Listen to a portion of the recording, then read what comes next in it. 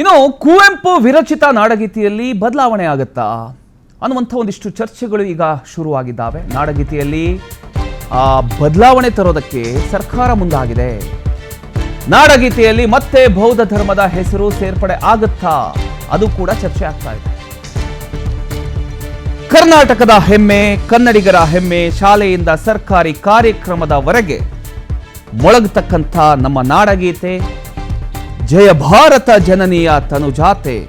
ಈಗ ಇದೇ ನಾಡಗೀತೆ ಮತ್ತೊಮ್ಮೆ ಭಾರಿ ಚರ್ಚೆಗೆ ಕಾರಣ ಆಗಿದೆ.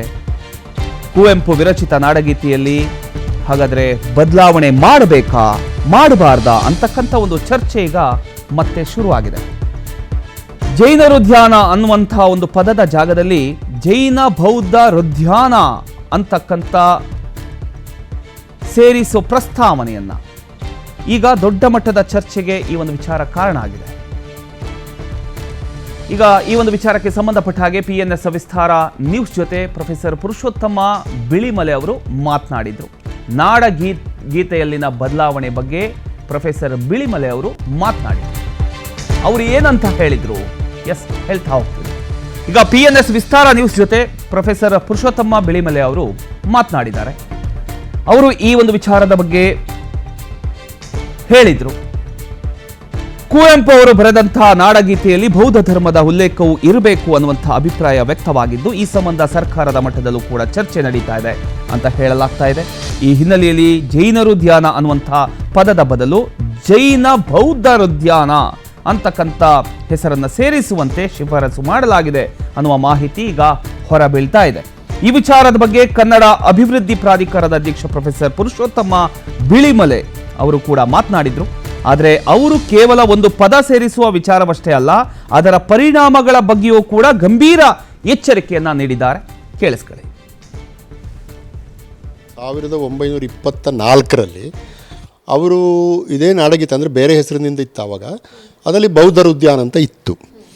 ಆಮೇಲೆ 1930ರಲ್ಲಿ ಕೊಳಲು ಅಂತ ಕವನ ಸಂಕಲನ ಬಂದಾಗ ಅದರಲ್ಲಿ ಬೌದ್ಧ ಉದ್ಯಾನ ತೆಗೆದು ಜೈನರ ಉದ್ಯಾನ ಅಂತ ಸೇರಿಸಿದರು. ಆಮೇಲೆ ಅದು ಹಾಗೆ ಉಳಿಯಿತು.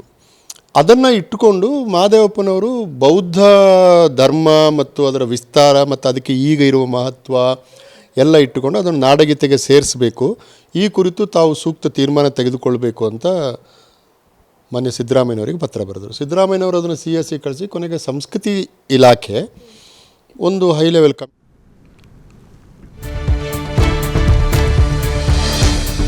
ನಾಡಗೀತೆಗೆ ಹೊಸ ಪದ ಸೇರ್ಪಡೆ ನಡುವೆ ಬಿಳಿಮಲೆ ಎಚ್ಚರಿಕೆಯನ್ನು ಕೊಟ್ಟಿದ್ದಾರೆ. ನಾಡಗೀತೆಗೆ ಹೊಸ ಪದ ಸೇರಿಸ್ತಿದ್ರೆ ಇವುಗಳಿಗೆ ಕೊನೆಯಲ್ಲಿ 10 ವರ್ಷದ ಬಳಿಕ ತಮ್ಮ ಹೆಸರು ಸೇರಿಸುವಂತೆ ಇನ್ನೊಬ್ರು ಕೂಡ ಬರಬಹುದು. ರಾಜಕೀಯ ಬದಲಾವಣೆ ಆದಾಗ ಕುವೆಂಪು ವಿರುದ್ಧ ಪದಗಳು ಸೇರಬಹುದು.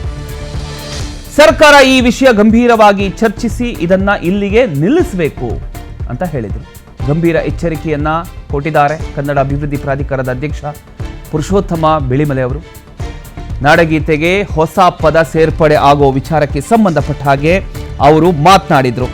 ಬಿಳಿಮಲೆ ಅವರ ಮಾತಿನ ಸಾರ ಏನು ಅಂದ್ರೆ, ಒಂದು ಬಾರಿ ನಾಡಗೀತೆಯಲ್ಲಿ ಬದಲಾವಣೆ ಮಾಡ್ತಕ್ಕಂಥ ಪರಂಪರೆ ಆರಂಭ ಆದ್ರೆ ಅದಕ್ಕೆ ಕೊನೆಯಲ್ಲಿರುತ್ತೆ ಅಂತ ಹೇಳ್ತಿದ್ದಾರೆ ಅವರು.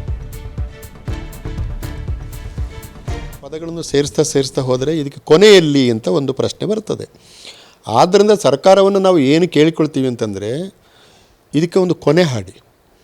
ಈಗ ಇನ್ನೊಂದು 10 ವರ್ಷ ಕಳೆದ ಮೇಲೆ ಇನ್ನೊಬ್ಬರು ಬರ್ತಾರೆ, ನಮ್ಮದೊಂದು ಸೇರಿಸಿ ಅಂತ ಬರ್ತಾರೆ.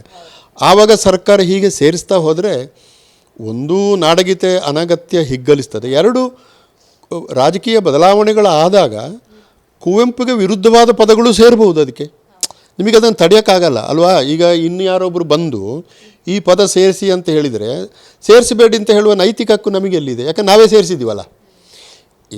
ಇಂಥ ಗೊಂದಲಗಳಿಂದ ಪಾರಾಗಲಿಕ್ಕೆ ಸರ್ಕಾರ ವಿಧಾನ ಪರಿಷತ್ತಿನಲ್ಲಿ ಅಥವಾ ಸಭೆಯಲ್ಲಿ ಇದರ ಬಗ್ಗೆ ಒಂದು ಗಂಭೀರವಾದ ಚರ್ಚೆ ನಡೆಸಿ ಇದು ಇಲ್ಲಿಗೆ ನಿಲ್ಲಬೇಕು, ಇನ್ನು ಇದನ್ನು ವಿಸ್ತಾರ ಮಾಡೋದು ಇತ್ಯಾದಿ ಆಗೋದಿಲ್ಲ. ಒಂದು ವೇಳೆ ಯಾರಾದರೂ ವಿಸ್ತಾರ ಮಾಡ್ತೀನಿ ಅಂತಂದರೆ ನಾವು ಕೋರ್ಟಿನಿಂದ ಅದು ಆಗೋದಿಲ್ಲ, ನಮಗೆ ಕೋರ್ಟೇ ನೋಡಿ ಒಂದು ತೀರ್ಮಾನ ಕೊಟ್ಟಿದೆ ಅಂತ ಹೇಳುವ ಸ್ಥಿತಿಯನ್ನು ನಾವು ತಂದುಕೊಳ್ಳದೆ ಹೋದರೆ ನಾಡಗೀತೆ ನಿಧಾನವಾಗಿ ದುರ್ಬಲವಾಗಿ ಬಿಡುವ ಸಾಧ್ಯತೆಗಳಿದೆ.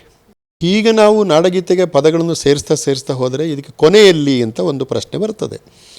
ಆದ್ದರಿಂದ ಸರ್ಕಾರವನ್ನು ನಾವು ಏನು ಕೇಳಿಕೊಳ್ತೀವಿ ಅಂತಂದರೆ, ಇದಕ್ಕೆ ಒಂದು ಕೊನೆ ಹಾಡಿ. ಈಗ ಇನ್ನೊಂದು 10 ವರ್ಷ ಕಳೆದ ಮೇಲೆ ಇನ್ನೊಬ್ಬರು ಬರ್ತಾರೆ, ನಮ್ಮದೊಂದು ಸೇರಿಸಿ ಅಂತ ಬರ್ತಾರೆ. ಆವಾಗ ಸರ್ಕಾರ ಹೀಗೆ ಸೇರಿಸ್ತಾ ಹೋದರೆ ಒಂದು ನಾಡಗೀತೆ ಅನಗತ್ಯ ಹಿಗ್ಗಲಿಸ್ತದೆ, ಎರಡು ಎಸ್, ಅವರ ಪ್ರಕಾರ ನಾಡಗೀತೆ ಕೇವಲ ಒಂದು ಹಾಡಲ್ಲ, ಅದು ಕರ್ನಾಟಕದ ಸಾಂಸ್ಕೃತಿಕ ಗುರುತು, ಲಕ್ಷಾಂತರ ಕನ್ನಡಿಗರ ಭಾವನೆ.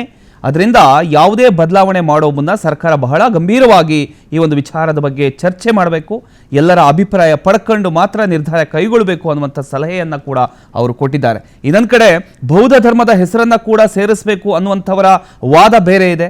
ಕರ್ನಾಟಕದ ಇತಿಹಾಸದಲ್ಲಿ ಜೈನ ಧರ್ಮದ ಜೊತೆಗೆ ಬೌದ್ಧ ಧರ್ಮಕ್ಕೂ ಮಹತ್ವದ ಸ್ಥಾನ ಇದೆ. ಹೀಗಾಗಿ ಎರಡೂ ಧರ್ಮಗಳ ಉಲ್ಲೇಖ ಇರಬೇಕು ಅಂತ ಅವರು ಹೇಳ್ತಾ ಇದ್ದಾರೆ. ಇದು ಯಾವುದಾದ್ರೂ ಬೈ ಚಾನ್ಸ್ ಇದು ಇದೇ ರೀತಿ ಮುಂದುವರೆದ್ರೆ ಕೋರ್ಟ್ ಮೆಟ್ಲೆ ಇರಬೇಕಾಗತ್ತೆ ಅನ್ನುವಂಥ ಎಚ್ಚರಿಕೆಯನ್ನು ಕೂಡ ಇದೇ ಸಂದರ್ಭದಲ್ಲಿ ಅವರು ಕೊಟ್ಟರು.